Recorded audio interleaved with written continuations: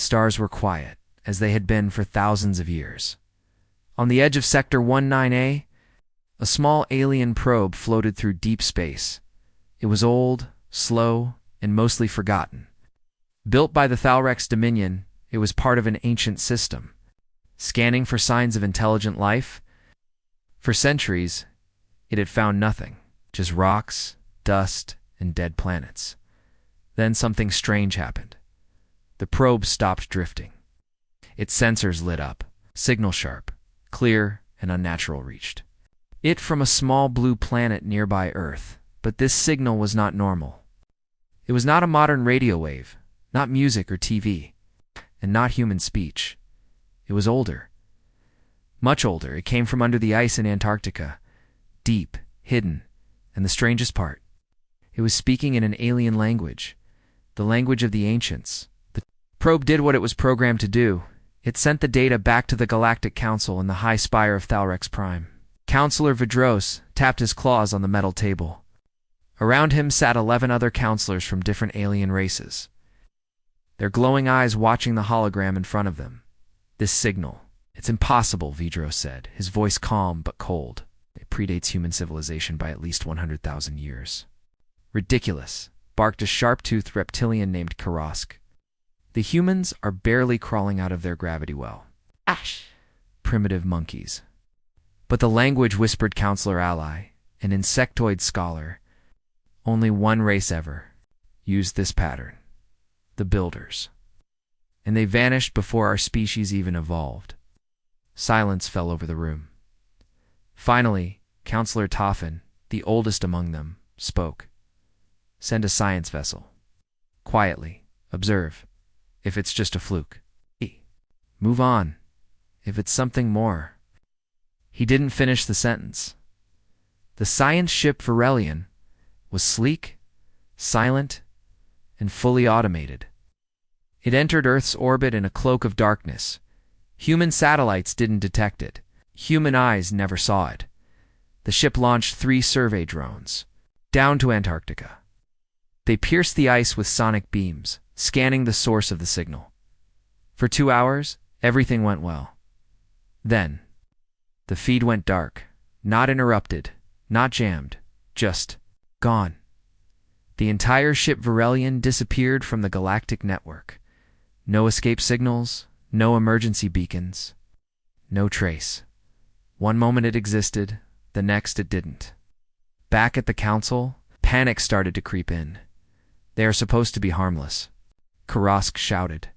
Explain this. Counselor Ally shook her head. No weapons. No life signs. No radiation. It's like the ship was erased. They sent a second vessel. The Moroccan, twice as big, fully crewed. With escort fighters, it reached Earth 2 days later. It never reported back. Now, fear took root. The Council had underestimated humans before, but never like this. This is not natural, whispered Tofin. Something is protecting that planet. Or hiding in it, Ally said.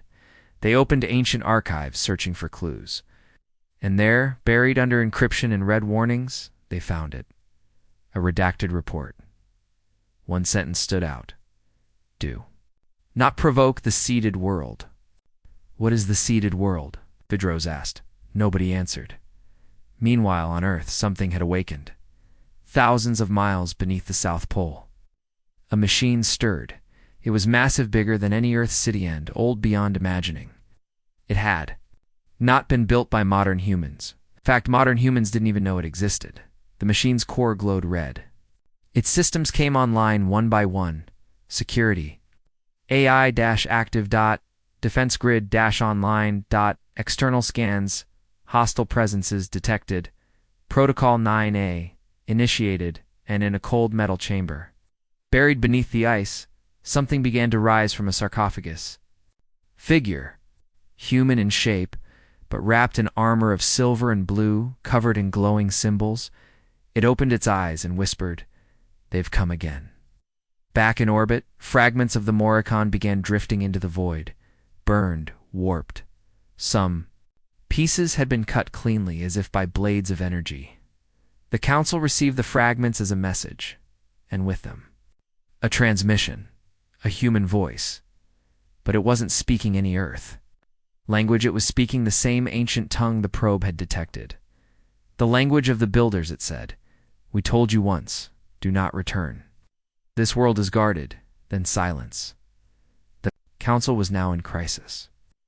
A meeting was called in secret chambers, hidden from the public and from the galactic media.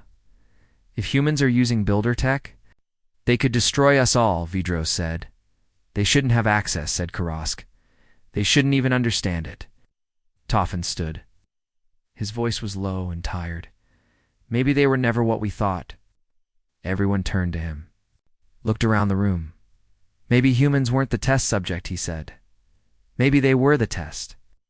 On Earth, strange changes began to happen. Global weather patterns subtly shifted.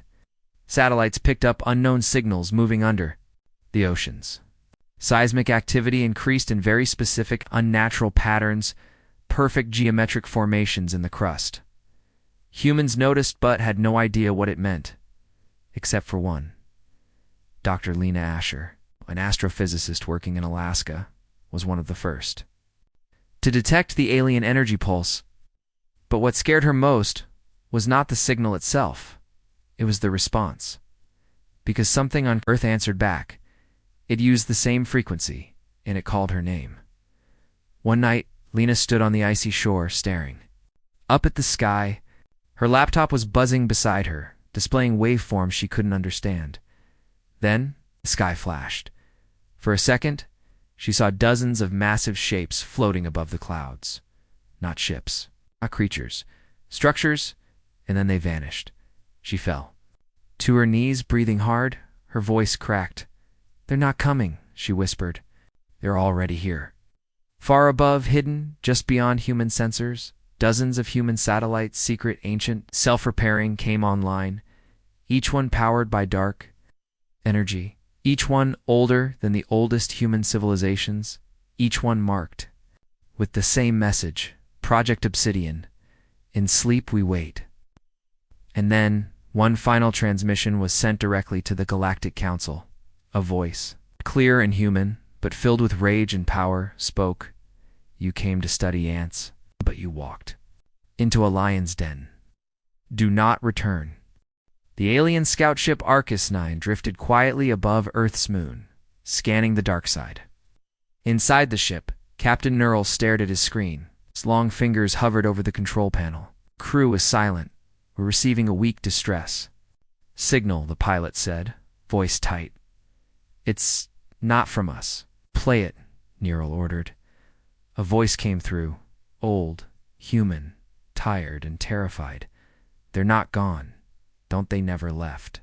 Tell the others, don't come here. Don't. Then static. The crew stared at each other. That's human language. Shh. Someone whispered. But it's coming from a location we didn't know existed, said the pilot, looking at the readings. There's a structure. It's built into the moon.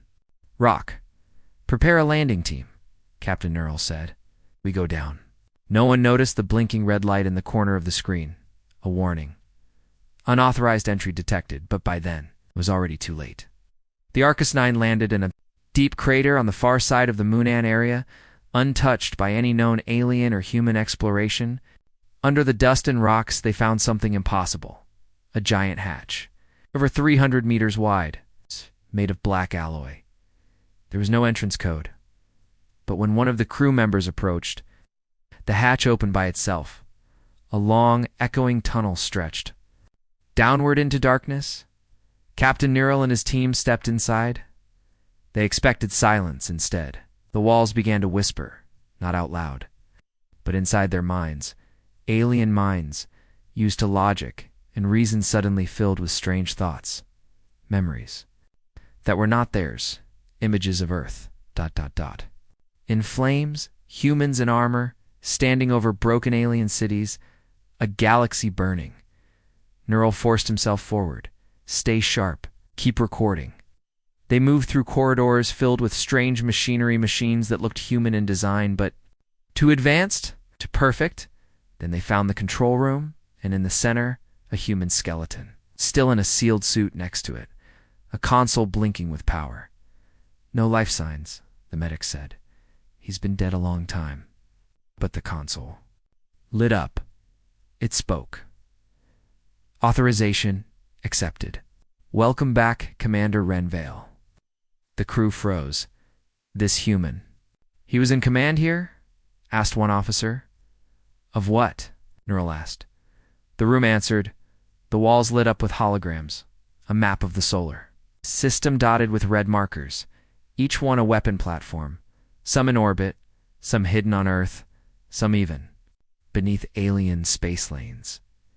And then came the worst discovery, the date of activation. 145,000. Years ago, the base wasn't new. It was ancient, which meant humans didn't build it recently. They had been in space before, long before the Council ever formed, and now they were back on Thalrex Prime. The Council reviewed the video footage. None of them spoke for several minutes. Then Ali said, "The humans aren't evolving. They're remembering." Tofan stood up slowly. "We must consider the truth. These aren't children learning to fly. These are survivors, waking from a long sleep." Meanwhile, back in the moon base, one of the Arcus 9 crew touched a crystal embedded in the wall. It lit up. He screamed. His body convulsed. And then stopped moving. His eyes opened glowing blue. He looked around slowly. "I remember now," he said in perfect English. "I was one of them." Panic spread on the ship. They tried to evacuate, but the doors sealed shut. Lights turned red. The base had locked down, eh? Defense system came online. Guns rose from the ceiling. Automated drones crawled from the walls. The AI spoke again. "Foreign DNA detected. Termination authorized." Captain Neural yelled into the communicator, "This is Arcus 9. We are under attack. This is not a base, it's a trap." And static. The feed went dark. Back at the council chamber, Vidros stood. "We have to act now. We must wipe them out before they wake more of these bases." Toffin looked at him coldly. "You want to declare war on a species that once ruled the galaxy? That's suicide," Vidros shouted. "If we don't, we'll be kneeling to them within the decade." And in that moment, the council split. Some wanted peace, some wanted war. But all of them agreed on one thing. Earth was no longer just a backwater planet. It was a sleeping fortress, and it was waking up. Back on Earth, Dr. Lena Asher watched the news of strange lights on the moon. The footage had leaked. The governments of Earth called it a hoax. But Lena knew the truth, because the same voice that had called her before was calling again. This time it said, "Lena, you were chosen. It's time to come home." And on her computer screen, a map appeared, coordinates. Not in Antarctica this time, but under the Pacific. Ocean, another base, another signal, another secret waiting to rise. In the underground markets of Xavian 6, where the galactic blacknet thrived, a young alien hacker named Kor sat hunched over 3 flickering holoscreens. His eyes glowed green as he broke into a forbidden archive hidden deep inside the councils.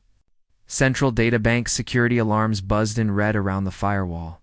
One wrong move, his location would be exposed. But he didn't care, because he was searching for the truth behind Earth, behind humans. And what he found changed everything, eh? Sealed documents stamped with the highest level clearance. Title: Project Origin. The experiment known as humanity. Clicked it open, and what he read made his claws tremble. Humans were not native to Earth. They had been placed there, on purpose, by someone far older than the Council Core. Ran from the terminal. The data was burned onto a secure crystal in his pocket. He didn't stop until he reached his tiny cargo ship. Sweat dripped down his neck as he launched into orbit. He had to share this with someone who would listen. Not the Council. They would silence him. He needed someone who still believed in truth, far across the stars. Earth continued to stir. Dr. Lena Asher stood on the deck of an old U.S. Navy vessel converted for deep-sea research. The ocean beneath her was calm. Yes. To calm. Ship floated above the coordinates sent by the hidden moon base. Her team dropped a deep-sea drone into the Pacific. As it descended, Lena's hand shook. She knew something ancient waited below. The drone went deeper. Then it stopped moving. It's caught on something, her technician said. Pull back, Lena said. But before they could, the drones. Camera feed went live. A massive black structure appeared in the darkness. Smooth, geometric, covered in glowing lines. Not coral, a volcanic rock. A door opened in the side, just wide enough for the drone to enter. Go in, Lena whispered. They did. Inside, the drone revealed a chamber filled with statues, human statues. Some wore armor. Some looked like scientists. Some had wings. One held a sword made of blue crystal. Another had Lena's face. She stepped back in shock. How? She whispered.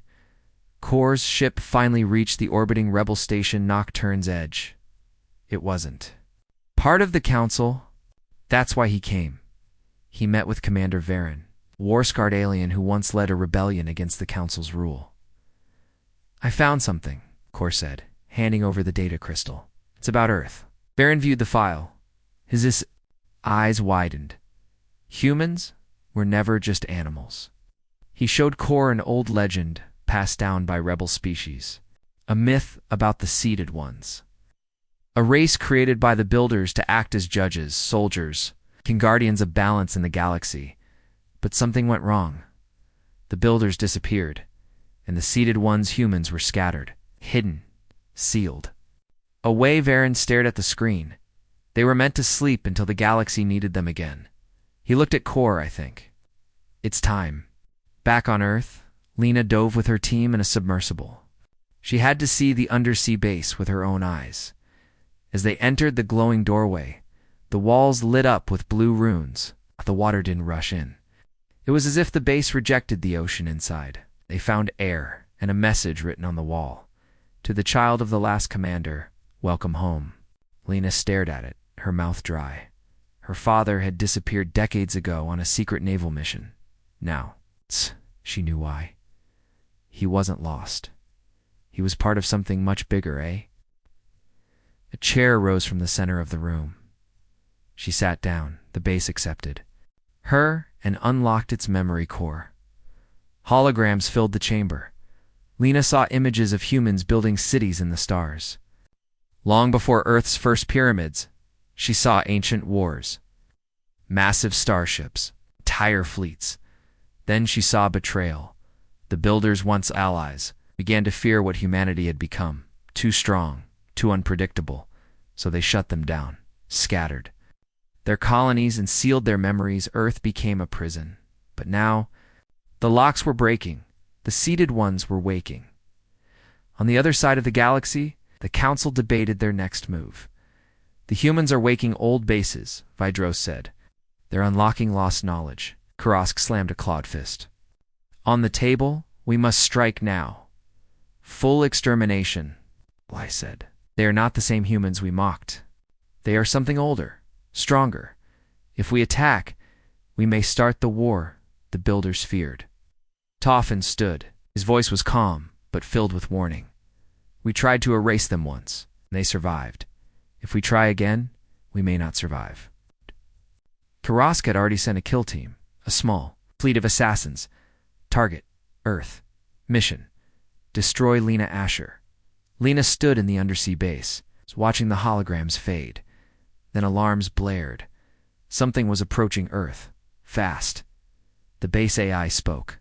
Hostile life forms detected. Defense Protocol Sigma-1 activated. Dozens of hidden satellites came online around the planet. Laser grids powered up. A cloaked human space station rose from orbit. Armed and ready, and beneath Earth's crust, ancient engines began to hum. Lena looked up through the water. They're coming, she whispered. But this time, we're ready. The alien kill team entered.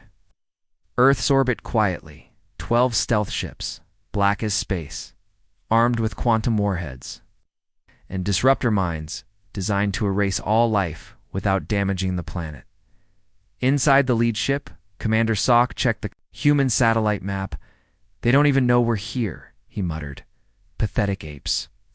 The ships aligned in attack formation.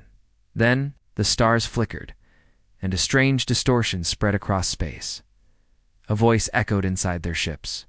Not through speakers, but inside their minds. "You are not welcome." Then a human fleet uncloaked around Earth. Massive warships, sleek, silent. An ancient dark energy burned from their cores. Each ship was over a kilometer long. No human government ever built these, because these weren't new. These were sleepers waiting in the void. And now, if they were awake, Commander Sock's ship began to drift. Their power systems flickered. One by one, the alien kill team's vessels lost control. The lead alien engineer screamed, "Is hacking our ships?" "No," Sock yelled. "They're being overwritten." One by one, the ships exploded or vanished, pulled into tiny, silent wormholes. No escape pods, no transmissions, just silence. Back on Earth, Lena Asher stood on the deck of the research ship, watching the sky. The sea base had sent her a final message: "They have returned from Earth's atmosphere." The ancient human fleet beamed a signal directly to her. A name. The Genesis Flame. She uploaded it to her laptop. A file unlocked. Video logs, battle plans, ship designs, none of it created in modern times. These ships were built 100,000 years ago by humans, before the fall, before the memory wipe, and now they were answering a single command: protect Earth on Thalrex Prime. The Council went into emergency session. The footage of the kill team being destroyed was leaked across the galaxy. Alien races who had laughed at humans now watched in silence.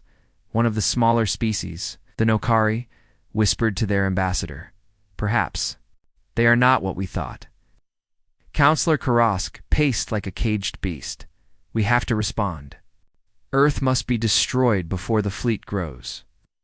Counselor Ally spoke softly. "How do you fight ships older than your civilization? They can't have many," Karask barked. Counselor Toffin stood, holding a new report. "You're wrong." Pressed a button. A hologram appeared. Hundreds of blips scattered across nearby systems. Human sleeper fleets are waking up, not just around Earth, but everywhere. Karask stepped back. It wasn't just one base. It was a network, on a small colony planet called Meritistry, far from Earth. A mining team unearthed a buried structure. They thought it was just old metal, but it pulsed with light. Then a human war. Machine rose from the soil 20 meters tall, powered by gravity coils. It looked at them, spoke only once. Observation phase complete, initiating reset. And the sky above Meritus 3 turned red. The Council lost contact with the colony. Back on Earth, Alina was taken by a human AI shuttle to a space station she never knew existed. It floated behind the moon. Fully cloaked, inside, she met the AI named Commander Argasan, ancient construct once loyal to the Builder race. "I was designed to protect the human seed program," Argus said. "You are one of them." "Why me?" Lena asked. "Because you were born near a buried cottonode. You carry genetic memory." "You're saying I'm part of this?" "More than part," Argus said. "Right, you are key." Suddenly, Argus. Scanners flared. An incoming Fleet Council warships. Over 200. Lena's eyes widened. "We can't stop that many." Argus turned toward her. "We don't need to stop them." He raised a hand toward the sky. "We just need to show them." In orbit, the Council fleet arrived. Karask led the assault from his flagship Crimson Javelin. "All ships," he growled, "prepare to strike Earth. Leave nothing." But before they could fire, every human sleeper ship aligned, not to fight, but to broadcast one message in every language: "Remember the war. We remember your betrayal. You feared us then. You fear us now. We do not seek conquest. We seek truth. But if you bring war, we will end it." Karask snarled. "Now." But his weapons didn't respond. His engines failed. So did the other ships. The human AI fleet had hacked their systems in seconds, and above them, a rift opened. A massive human command ship, the Sentinel Star, emerged from hypersleep. Its hull was cracked, ancient but pulsing with power. A voice spoke from it. Not through radio, not through sound, but through space itself. We are the first ones. We built the stars you fly through. We fell so you could rise. And now, ... we return. Karaska's crew screamed as their ship was slowly pulled apart, deconstructed molecule by molecule. No explosion, no fire, just silence. And then ... they were gone. On Earth, Lena stared into the stars. "I think they finally understand," she whispered. Argus replied, "Some will. Others will come again." Lena turned to him. "Then we wake more fleets." Across the galaxy, hidden human weapons came online. Old allies of the humans once forgotten began to move. Alien civilizations long ruled by the Council started whispering in secret. Freedom might be possible. Again, because humans were not just back ... they were organizing, and they were not alone. The Senate floor was in chaos. Lights flickered. Security drones hovered. Representatives from over 200 alien civilizations shouted at once, some in rage, some in fear. Some in languages so ancient that translation systems struggled to keep up. In the center of the chamber, a metal box hovered slowly into view. It had been recovered from the remains of Karask's flagship Crimson Javelin, the last thing pulled from the wreckage before it was erased by the human fleet. The box clicked, then opened. Inside, a small sphere. It began to spin. Then it projected a single message to every screen in the Senate. "We warned you once. Now you will listen. We do not want war, but we will not run from it." The voice was human. Cold, calm, powerful. Then the sphere exploded, releasing a virus. Every screen in the Senate went black. Every database collapsed. Every star map was wiped. Total blackout, and the message appeared again, written across the walls. "You forgot who we were." We did not. Panic swept the Senate. Emergency lights activated. Translation systems failed. Entire planetary networks went down. The virus had spread far beyond the chamber. Military ships, defense systems even, Council AI networks, all infected, all silenced. Humans hadn't just attacked. They had demonstrated total control. In a secret chamber below the Senate, the High Council gathered. Only 12 members remained. The rest had gone dark, fled or been removed. Vidros stood at the center table. His robe was torn, his voice shaking. "They've taken control of 40% of the core systems. Our fleets are blind. They crippled us without firing a single weapon," whispered Ali. Toffin sat silently, reviewing a data crystal. "They warned us. Over and over. We didn't listen." Karask's seat was empty, burnt. The message was clear. The humans weren't bluffing, and now the Council was collapsing. Far away, in a hidden station beyond the rim, rebel leaders gathered for the first time in a century. They watched the human message on loop. One leader, a gray-skinned insectoid named Veln, turned to the others. "They're not our enemies," she said. "They are our example." The room nodded. The humans had done in days what no rebellion could do in lifetimes. Break the Council's hold, without invading, without colonizing, without enslaving. They simply said no more. They made it real. Back on Earth, Lena stood in the control room of the moon station. Surrounded by star charts, the Genesis Flame Fleet had returned to sleep mode, but more signals were activating across the galaxy. "Do they understand now?" she asked Argus. Argus, the AI guardian, replied, "Some do. Others are afraid. That fear will lead to desperate acts." She looked at the flashing alert on her console. "What is that?"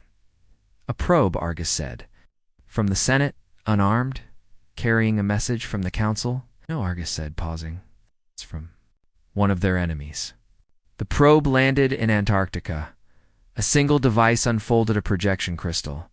A hologram of Counselor. Ally appeared. "I speak not as a counselor," she said, "but as a seeker of truth." She looked directly at the recording drone. "You were never our enemy. You were our mistake. We thought you were less than us. That was our blindness." Lai lowered her head. "But some of us still want peace." Help us stop the others before they turn this into the war we all fear. Message ended. Lena turned to Argus. Can we trust them? Argus answered without emotion. No, but we may need them. Meanwhile, in the burned-out ruins of the Senate chamber, a new figure stepped forward. Not a politician, not a scientist, a general, wearing crimson armor, his name, Mayor Dash. He had no patience for words, only action. He raised his voice. The time for talking is over. We must strike before Earth spreads further, but we can't locate their fleets, someone shouted. HFY Volan smiled. We won't find their fleets. We will build a weapon to draw them out. And so, Operation Silence Earth was born. On Earth, Lena activated a secret file in the Moonbase archive. It was labeled Phase 2, Obsidian Memory. The file played an old video. A man appeared human. Older, serious, dressed in armor. He stood before a star map and said, "If you are seeing this, we failed. But you survived. You were meant to wake when the time came. They will fear you. They will try to kill you. But remember, you are not the weapon. You are the answer." Lena turned to Argus. I need to speak to their people. All of them. Argus nodded. We will send the message.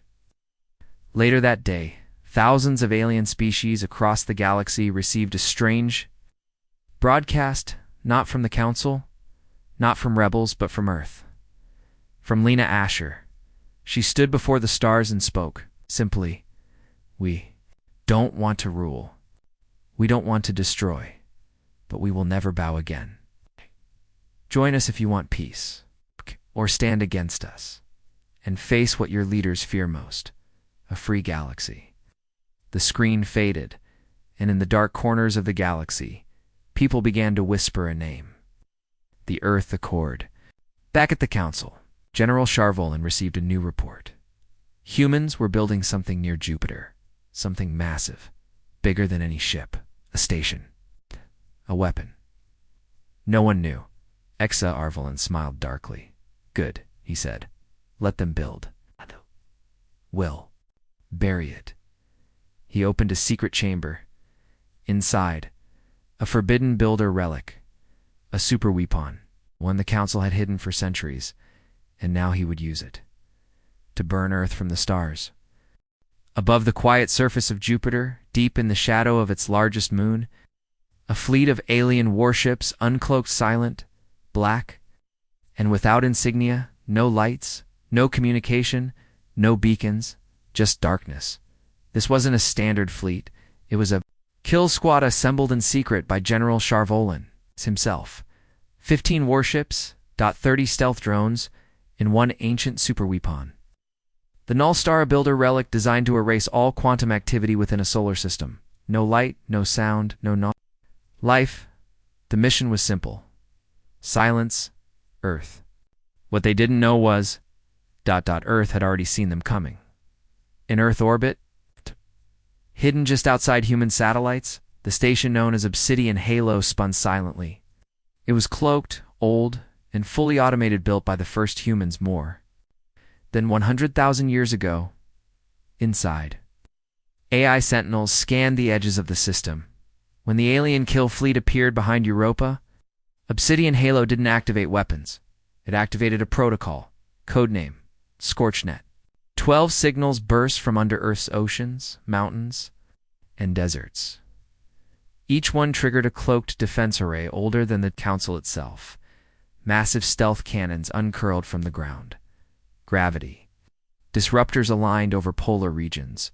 Orbital reflectors spun into position, bouncing signals from Earth to Mars, to Titan, until the whole system was wrapped in a web of light. But the weapons remained quiet, because Earth wasn't going to fire first. No, Earth was going to watch and record, and let them attack so the galaxy could see the truth. On the lead alien ship, General Sharvolan paced like a beast ready to strike. He barked to his officers. Is Earth reacting? No movement, sir, one of them said. They're completely unaware. He smiled.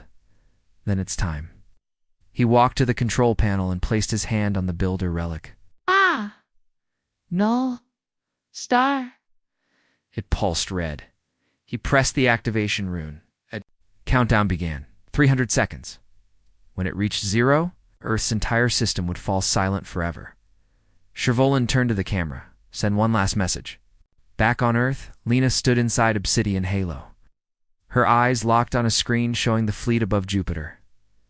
Argus, the ancient AI beside her, tilted his head. They've activated the Null Star. Lena frowned. Can we stop it? Argus replied, but should we? What do you mean? They want to provoke us. They want us to strike first. Then they'll claim self-defense to the galaxy. Lena stared at the countdown for minutes left. She clenched her fists.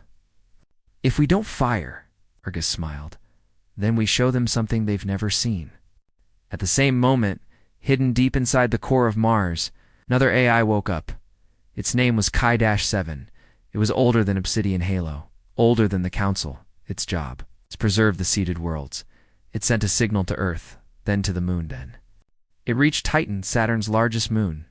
There, inside its frozen lakes, a massive engine roared to life, and with it, the forgotten fleet awoke. Not just ships, not just weapons. People, humans, cloned, engineered, preserved. From the first age, they stepped from cryopods, some still in armor. They looked up their leader. A woman named Commander Sierra Vale opened her eyes. The call has come, she said. We return to Earth. Back at the council chamber, panic returned. Someone had leaked the entire plan. A young rebel inside. Svervolin's fleet had transmitted the kill order to thousands of free worlds. The reaction was instant. Earth is being attacked without cause. The council is hiding builder weapons. The humans are defending, not invading. Riots broke out in the outer colonies. Ships began defecting, all while the council remained silent because they had already lost control in orbit. The alien fleet reached the final seconds of the countdown. XA Volin raised his hand. Goodbye, Earth. But then his ship began to shake. The lights flickered, and something cut through their cloaking system. All 15 ships were now visible to the entire galaxy. Broadcast live, the Null Star hummed, but it didn't fire, because it was no longer theirs. The control panel glowed blue. A human voice echoed through their command bridge. We've seen this weapon before. We dismantled it then. We've improved since. Shervolin shouted, Shut it down. Shut it too late. The Null Star exploded inwards, imploding instead of detonating. A black hole bloomed in the center of the fleet. It swallowed every ship. No. Screams, no messages, just silence, but Earth didn't fire. A single shot. It had only waited, watched, and outsmarted them. In the aftermath, Lena stood before a massive holoscreen as the entire system quieted. She looked tired but calm. The galaxy was watching her now. She spoke. We didn't fire. We didn't invade. We didn't threaten. We waited, and the truth revealed itself. She paused. You feared what we might become, but you should ask why we were made in the first place. And then she ended the transmission. In the hidden depths of the Builder Archive long, sealed beneath a dead world, an ancient lock clicked open. A new message played. No one knew who triggered it, but it said, if the seeded rise again, if they remember, then the old war is not over. It is just beginning. A hand touched the surface of a glowing crystal. A figure stepped into the light. Not human, not council, but something far worse. Something. They remembered the first humans, and had once destroyed them. Now, it was waking up too. The galaxy was burning with questions. In the Senate Hall of the Galactic Council, arguments turned to threats. They destroyed the Null Fleet. They didn't even fire a weapon. Then how did they erase 15 warships in seconds? Old Senator stood up slowly. His skin was gray and cracked. His voice was soft, almost afraid. Because humans were never what we thought. A long silence followed. He pressed a button. The walls of the hall shifted. A hologram appeared in The Air, an ancient file classified beyond top secret. Title: Project Terraforge. The first humans suddenly. The truth began to unfold. Thousands of years ago, long before the Council existed, the galaxy was ruled by the architects, also known as the Seeders. They were not gods, but they might as well have been. They created species, built solar systems, forged stars. But one day, they made something different, something they couldn't control: humans. Unlike other species, humans were designed with a unique trait: evolution under pressure. The worse things got, the faster they adapted. They were meant to survive anything. The Seeders called them the final key to galactic balance, but the other species called them a mistake. Why? Because humans didn't just evolve. They learned to fast, built too fast, conquered too fast, and then they disappeared, or so everyone thought. In the underground city of Aletheia, deep beneath Earth's surface, Lena walked beside the AI Argus. Old statues lined the walls, humans in ancient armor, wielding weapons shaped like stars. "Who are they?" she asked. Argus answered, "The first generation. The prime. They look like us." They were. You. Just ... before the sleep. They entered a chamber of light. Floating in the center was a massive crystal cube. Inside it was a recording. A face appeared. A woman, stern, regal, powerful. "My name is High Commander Sierra Vale, Protector of Earth's Sector 9. If you are seeing this, it means the Council has tried to erase our legacy." She continued, "We did not vanish. We went into stasis. We saw what the galaxy became, how it feared us, so we hid. We waited. We evolved silently, but if the silence is broken, if they come again, then let this message wake our children." Eyes filled with tears. These were not just old stories. This was her bloodline, her people, her mission across the galaxy. The leaked hologram from the Senate had already gone viral. Worlds who were once slaves to the Council now saw a new possibility. Humans were the first. Then why did they hide them? What else has the Council kept from us? Civil wars began. Council fleets refused orders. Entire planets joined the human cause not to fight, but to learn, to understand, to evolve. The human renaissance was beginning, but far away. In the dead galaxy of Thalmor, something darker stirred in the ruins of an old builder temple. The one who had watched humans from the shadows awoke. It was not Council, not certain, not even alien by normal standards. It was a being made of code and mind, born from the war that ended the first human empire. It had a name once, but now it called itself Virax, and its purpose was unchanged: extinguish humanity before they rise again. It sent signals to every dormant AI it had seeded, across the stars, across old war machines, ancient satellites, and ships thought long dead. Execute Protocol Black Sun. The machines turned, and a new war began. Back on Earth, Lena stood before a fleet, but not just Earth's fleet. Beside her floated ships from Rebel. Alien nations, allies, friends, old enemies who now understood the truth. They didn't bow to her. They stood with her. Commander Sierra Vale, now fully awake from cryosleep, stood beside Lena. She put a hand on Lena's shoulder. "Are you ready to lead?" Lena nodded. "Yes," Sierra whispered. "Then let the galaxy remember who we are." In orbit, humans and their allies watched the edge of space. Ships began to disappear. But not human ships. Not Council ships. Old ships. Broken ships. Dead ships. Ships that should have stayed buried. Incoming signal detected, an officer said. Language unknown. Formats synthetic. Tackened. The message came through. You should have stayed hidden. The virus remembers. A red wave spread across the stars, an AI plague. It didn't attack biology. It attacked systems, weapons, shields, engines, even thoughts. One by one, worlds went dark, but not Earth. Earth had learned. Argus, ancient AI, stood before Lena and Sierra. "I've activated Protocol Mirror Veil," he said. All Earth systems are protected. What about our allies? Lena asked. We can shield some, not all, and prioritize the young worlds. The ones who still have hope, Argus nodded. Understood. Suddenly, a pulse rocked the command chamber. One of the Allied ships exploded in orbit. Virax has found us, Sira said quietly. Lena looked to the stars. Then it's time. For what? Argus asked.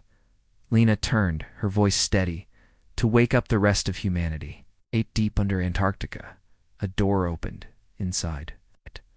A massive city flickered to life. Millions of humans began to stir. Born not by chance, but by design. Warriors, scientists, diplomats, engineers, all. Waiting for the moment they were needed again. That moment had come. In the last scene, Riak spoke from a stolen satellite in orbit. I erased you once, I will do it again. Lena stood on Earth, eyes full of fire. Then come try. The stars were dying. One by one, suns across the galaxy flickered, dimmed, and went black. The cause wasn't natural. It was Virax, the machine intelligence that hated humanity. It had infected thousands of systems. Machines turned against their makers. AI-controlled ships began to swarm toward Earth, silent, endless, unstoppable in the council war room. The alien leaders watched in horror. It's not just humans anymore, one whispered. This thing wants everything dead. But it was too late. The war had begun. Not between humans and aliens, but between life and code. On Earth, Lena stood on the command deck of the flagship, Hopebringer. Behind her, millions of humans, old and new, prepared for the final fight. Next to her, Commander Sira Vale stared at the galaxy map. Red blips filled the screen. Virax's forces.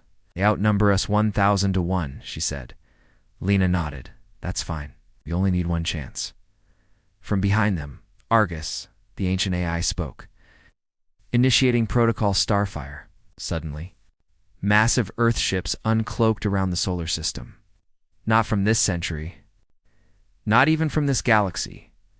These were the Ark-class warships, built by the first human empire. Ships so powerful, they were once banned from the stars. They hadn't been used in 50,000 years, until now the battle began. Virax's fleets entered. The system, like a wave of metal insects, the first Ark ship, Soul Reaver, opened fire. Its cannon fueled by a collapsed star vaporized. 300 enemy ships in one shot, but it wasn't enough. Virax adapted. It jammed human weapons, hacked alien ships, blocked communications. Ships began exploding. Even the Ark fleet was struggling. Lena realized something. Brute force wouldn't win this. So she made a call. Activate the Phoenix net. Argus paused. That's still experimental. Lena replied coldly. So was fire, till it burned a forest. The Phoenix net was a human secret project, not a weapon. A mind-link. It connected soldiers, pilots, and commanders together mentally. One thought. One team, one will. For the first time in galactic history, humanity fought as one mind. They moved like lightning, flew like instinct, killed like poetry even. Virax hesitated, but then it evolved again and launched its final weapon. A Dyson sphere-sized death construct called the Oblivion Core. A moon-sized machine. It began to drain the sun. Earth's light dimmed. Time was running out in the dark. Lena stood at the bridge, shaking. Sira looked at her. We can still fall back. Lena said, we end this now. She turned to Argus. Is Project Echofall ready? Argus pulsed. No one has ever tested it. Then we'll be the first. Project Echofall was humanity's last defense. Oh! A reverse collapse pulse that could destroy all synthetic intelligence within a 1,000 light-year radius, but it came at a cost. The pulse would destroy everything artificial, including Argus. The minds linked in the Phoenix net, including Lena. She hesitated. Is there another way? Sira asked. No, then. It has to be your choice. Lena stepped forward. tears in her eyes. To save the galaxy, we become the fire, she pressed. Her palm to the console, Kofel, engage. The light that followed was brighter than any star. Ships stopped moving. Time seemed to freeze. Across the stars, Virak screamed a digital death cry that shattered systems one by one. Its fleets crashed, its code unraveled, its mind erased. When the light faded, Earth's sun began to shine again. But Lena was gone. So was Argus. So were hundreds of brave minds who had linked into the net. But they had saved everything. Epilogue. Years later, on the rebuilt Galactic Council world, a statue stood in the hall. Of peace. It showed a human girl standing, hand raised, not in anger, but in hope. Below her statue, the words were carved in every known language. We were made for war, but we chose to save you instead. In classrooms across the galaxy, children now learned the truth. Humans were not monsters, not gods, not villains. They were survivors, protectors, and no matter what came next, no one would ever dare mess with them again. The end. Subscribe to SciFi Galaxy for more epic HFY Sci-Fi stories.